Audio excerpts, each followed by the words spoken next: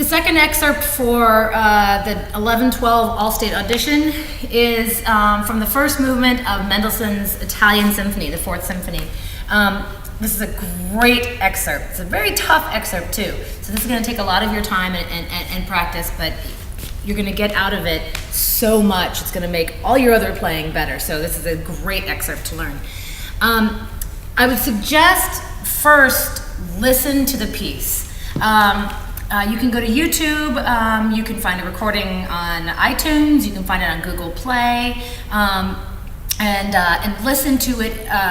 It has a very light, fun, exciting feel to it, and that's what you want to sound like when you play. It doesn't need to be heavy. It has to have just a very forward-moving feeling. It is marked allegro vivace, so it's marked quite fast. The tempo marking that is given to us is 152. That's a good solid marking. That's dotted quarter note equals 152. I would suggest also practicing at half that, which is 76, I believe. So if you're practicing in bigger beats, always practicing in bigger beats is a great idea. I would even practice, if your metronome can go that low, practice at half of 76. So basically you're getting one metronome beat per bar. Ba-da-dum, ba-da-dum, ba-da, ba-ga-dum, ba-da-da-da-da-da-da-da-dum, ba-ga-dum. That's gonna really help the flow happen. But before you can do that, you need to practice slowly. This is a piece that really, really needs to be very even. It's easy to rush. It's easy to skip some eighth note rests, so you want to be very, very careful. The rhythm in this is going to be the most important thing altogether. The other very important thing in this is the bow stroke. And the bow stroke is for the, let's see, around measure 89. As crisp as you can get it, but very, very soft, very, very soft.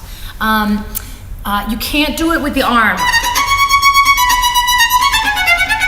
You can't do it with all the arm. That is way too many big muscles trying to play softly. So you have to do it with your wrist and fingers. And I would practice just the stroke. I would practice just that stroke for at least 2 minutes a day. Just getting comfortable playing.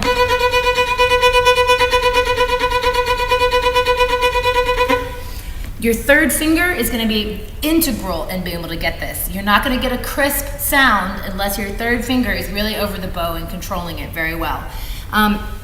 In this hard section at the end of the excerpt, you also need to be careful of your string changes. I know that's where my biggest weakness falls, is trying to keep it very even while also doing all the string changes. So think about your elbow level and what you need to do, while at the same time keeping that wrist and fingers as light as possible and keeping that third finger nice and glued to the bow.